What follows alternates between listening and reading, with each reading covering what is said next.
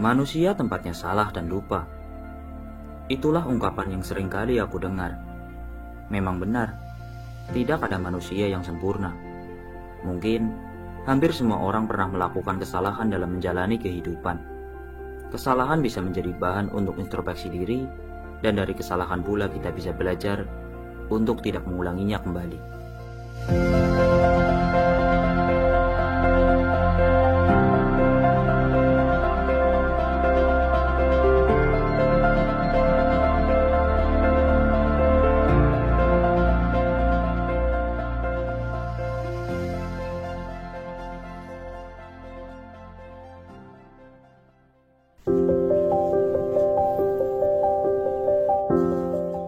Halo dulur dan kawan-kawan, di kesempatan kali ini saya akan mendaki Gunung Merbabu via Selo.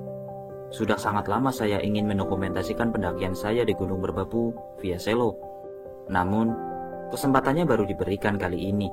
Walaupun ini bukan pertama kalinya saya mendaki Gunung Merbabu via Selo.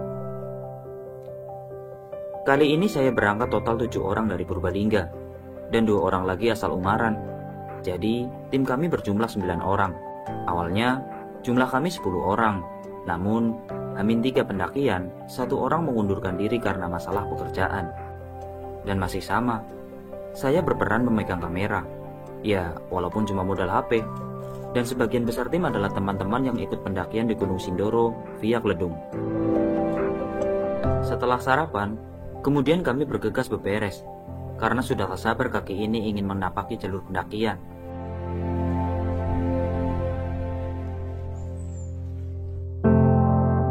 Di pagi ini, kami disambut dengan cuaca yang cerah. Wah, pas banget, jadi tambah semangat.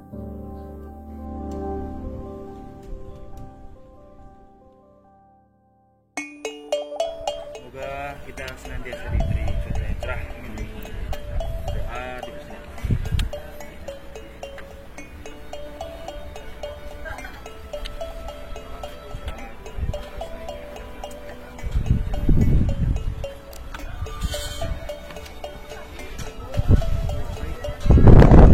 Semoga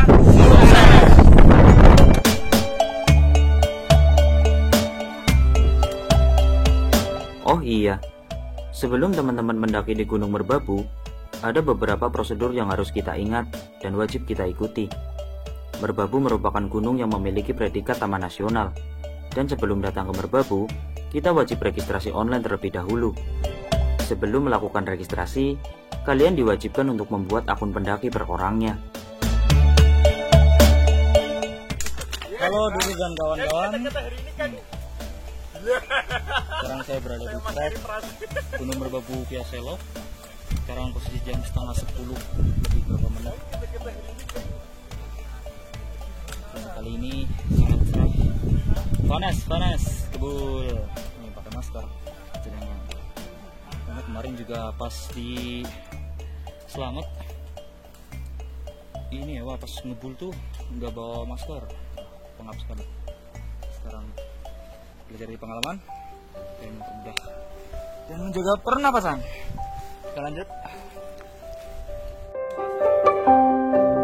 Melanjutkan terkait proses registrasi.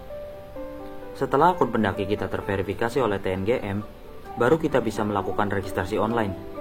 Dan ketika hari H pendakian, kita melakukan registrasi ulang di pos registrasi beserta perhitungan sampah yang akan kita bawa naik.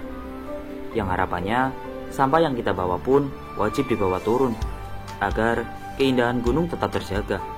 Karena gunung bukan tempat sampah. Kalau bukan masing-masing dari kita yang menjaga, siapa lagi? Bukankah gunung akan lebih indah tanpa adanya sampah? Halo dulur, kita sampai di pos 1. Sekarang ini kondisinya ramai, soalnya sekarang via Selo ada ojek sampai di pos 1. Jadi tadi pas kita trekking dari base camp ke pos 1 sepi, tapi di pos 1 ramai. Kemungkinan di perjalanan ke pos 2 dan seterusnya ramai.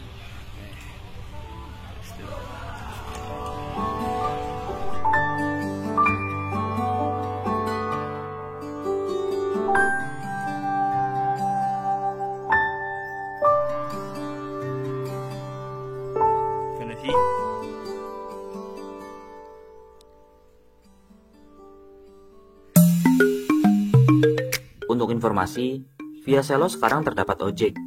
Jika teman-teman menggunakan jasa ojek, kalian bisa diantar dari tempat registrasi sampai di pos 1. Ya, sekitar 15 menit lah, menyingkat waktu. Namun, tim kami memilih untuk jalan kaki sampai di pos 1, yang kebetulan trek pendakiannya terbilang sangat nyaman dan luas. Halo.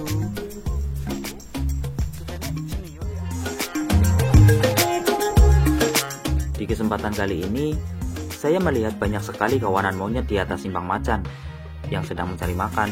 Yang itu artinya, Gunung Merbabu memiliki cadangan makanan yang berlimpah bagi satwa yang ada di sini. Tapi ingat, jangan diganggu, apalagi diburu. Setelah kita berjalan menjauh dari pos 1, kami akan menjumpai tali di beberapa titik jalur pendakian. Ya, karena treknya terjal, dan ini sangat membantu pendaki saat naik maupun turun. Jarum pendek jam menunjuk ke angka 12. Perubahan waktu kini bersamaan dengan perubahan awan. Kali ini awan bergerak begitu cepat. Sepertinya angin tak begitu tenang di atas sana. Pada pukul 12.38 siang, kami sampai di pos 2 dan kita akan makan siang di sini.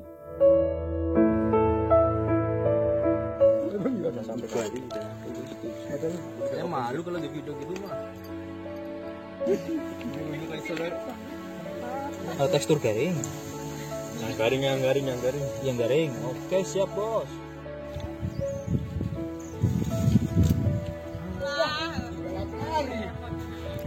Untuk mendelok situ lah. Ayo orang. Masih Mas.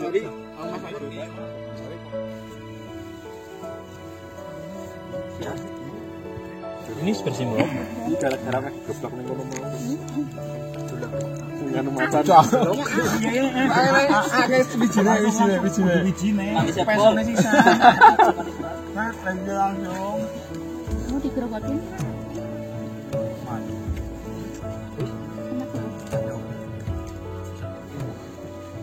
Sinyal guna. Mungkin bukan lebih space.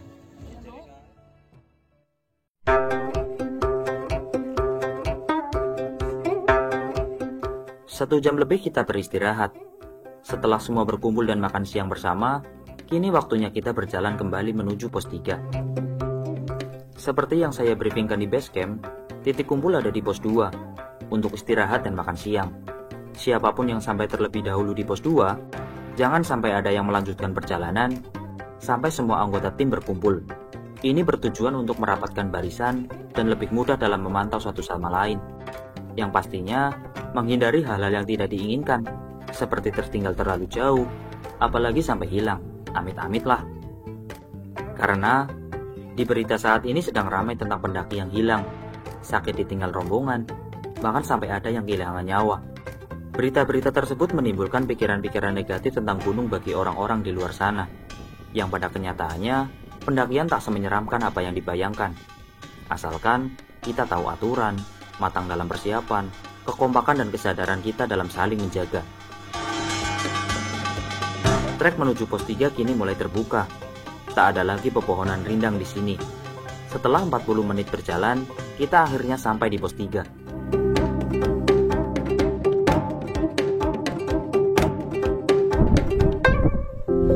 Halo, kita sampai di pos 3 sekarang jam 14 lebih 43. Ini kita sembari nunggu teman, kita istirahat memakan waktu karena nanti kita akan diajar ke Sabana 1. Treknya sangat terjal. Panas. Tapi lumayan dulu di sini. Lagi bagus-bagusnya nih. Oke, tuh keren.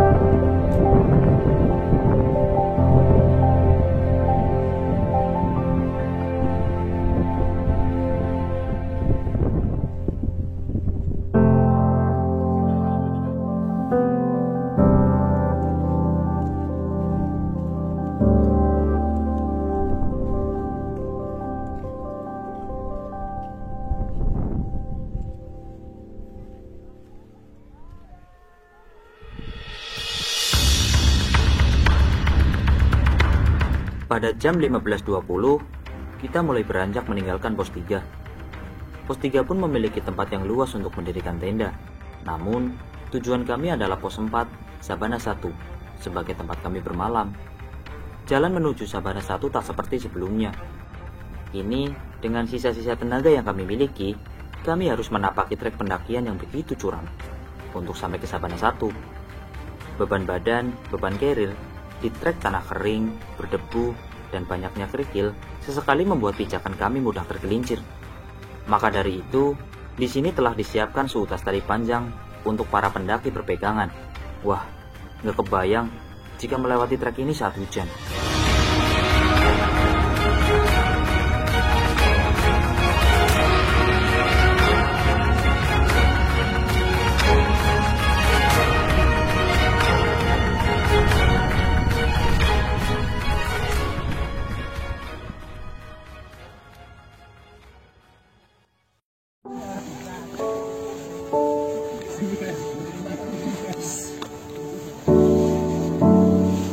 Kita sampai di pos 4 Sabana 1 Gunung Bromo via Selo. Ramai lumayan, cuaca berkabut. Kita mencari space buat nenda. Mas kameramen udah nenda ya? Sudah. Sebelah mana? Di pojok sana, Mas. Di sana. Ah. Oke. Berarti kita tinggal nyesuaiin tempat ya. Oke, lanjut Mas.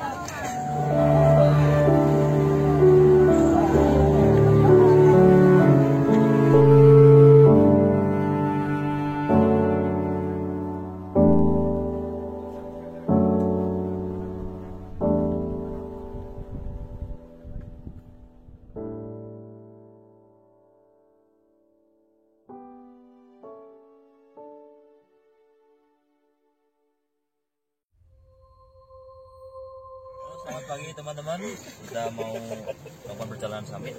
Sekarang masak dulu buat sarapan biar perut kita terisi. Oke, apa menu sampai hari ini? Ada ayam, nugget, cabai orek. Oke, Mantap. Jangan sampai kelaparan di gunung. siap.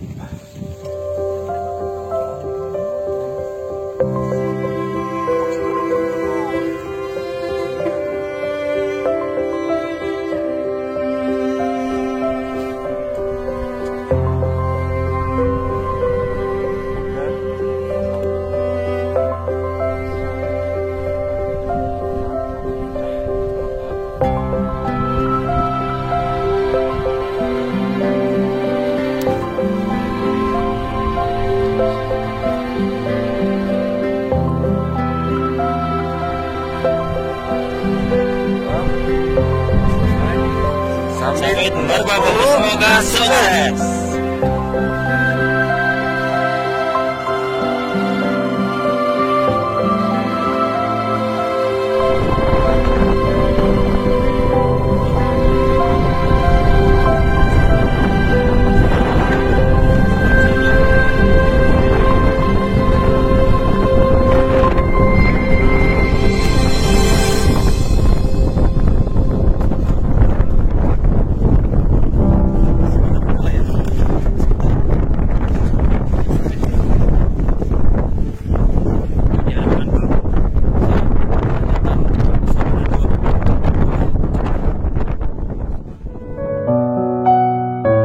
Pada jam 5:18 pagi, kita mulai perjalanan summit.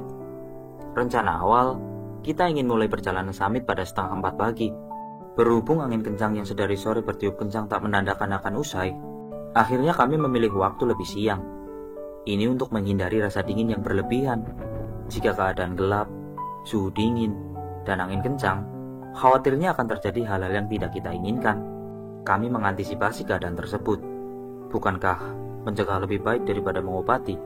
Justru, rasa syukur akan lebih terasa jika kita bisa kembali pulang dengan selamat bersama-sama. Kami kembali melewati tanjakan terjal untuk sampai ke pos 5, Sabana 2. Pagi ini begitu cerah. Tanjakan ini membuat kaki terasa lelah. Namun, pemandangan di belakang kita begitu megah. Sesekali, kita berhenti dan menengok ke belakang untuk menikmati keindahan Sabana 1. Dan ini adalah obat dari segala lelah untuk sementara waktu.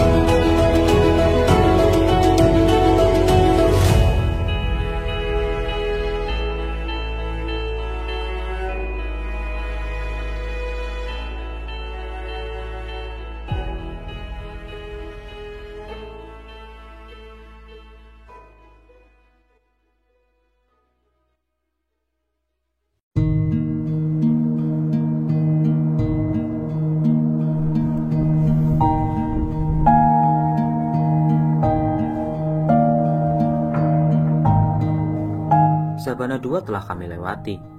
Ada percabangan jalur setelah kita melewati Sabana 2, dan kami memilih jalan ke kiri. Berpindah punggungan. Sama saja jalannya, entah trek sebelah kiri atau kanan, trek ini akan bertemu beberapa saat sebelum sampai ke puncak. Yang pastinya, entah mengambil jalan kanan atau kiri, sama-sama capek. Dari sini puncak begitu dekat. Rasa semangat kembali muncul, yang sebelumnya saya mengalami masalah perut, mual, mungkin masuk angin, dan saya tertinggal. Untungnya seorang kawan menunggu saya dan memberikan saya obat, yang kemudian saya istirahat dan tidur sejenak. Setelahnya, saya mengambil buah candiki untuk tambahan vitamin. Kemudian, berangsur-angsur tubuh kembali pulih.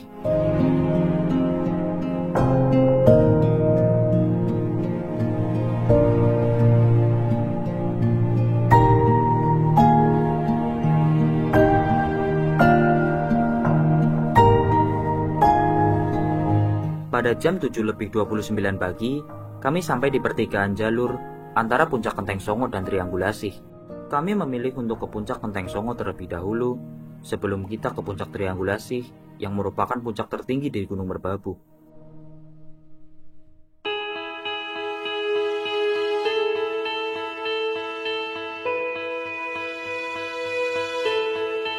Puncak Kenteng Songo. Terdapat artefak batu yang berbentuk lumpang yang berjumlah 9. Ada yang berkumpul menjadi satu dan ada pula yang terpisah. Dulu dibiarkan begitu saja tanpa adanya pembatas, dan tidak semua pendaki sadar bahwa itu adalah batu peninggalan arkeologi bersejarah. Dan pada tanggal 10 Agustus 2022, yang bertepatan dengan Hari Konservasi Alam Nasional, batu-batu ini dibagari menggunakan rantai besi, yang harapannya pemasangan rantai ini turut menjaga kelestarian peninggalan arkeologi di kawasan Taman Nasional Gunung Merbabu. Setelah dari Puncak Kenteng Songo, kami beranjak menuju Puncak Triangulasi, dan angin kencang masih saja menemani perjalanan kami. Pada jam 8:35 pagi, kami sampai di Puncak Triangulasi. Puncak Triangulasi merupakan puncak tertinggi di Gunung Merbabu. Ada 3 puncak besar di Gunung Merbabu: Puncak Syarif, Puncak Kenteng Songo, dan Puncak Triangulasi. Nampaknya, di pendakian kali ini, kita hanya menapaki 2 puncak. Dan bagi kami, ini sudah merasa cukup. Bersyukur semua anggota tim bisa saling support, kompak, saling menjaga, sehingga kami semua bisa sampai di puncak Gunung Merbabu bersama, untuk merayakan rasa bahagia bersama setelah melewati perjalanan panjang. Ini adalah momen yang tak pernah bisa terlupakan. Memang aneh terdengar, bagaimana dunia pendakian mengikat erat persahabatan. Bagaimana tidak, waktu yang hanya 2 hari 1 malam mampu membuat kenangan seolah-olah kita telah mengenal jauh dari waktu yang sebenarnya.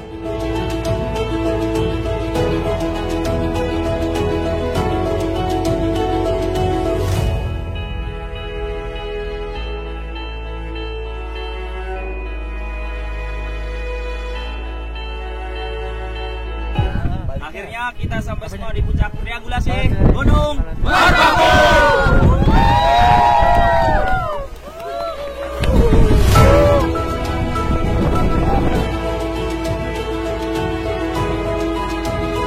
Setelah selebrasi, pada jam 9 pagi, kami mulai perjalanan turun untuk kembali ke Sabana 1. Mengejar waktu, mengingat perjalanan kami pulang cukup jauh, dan esok kita kembali beraktivitas kerja seperti biasa.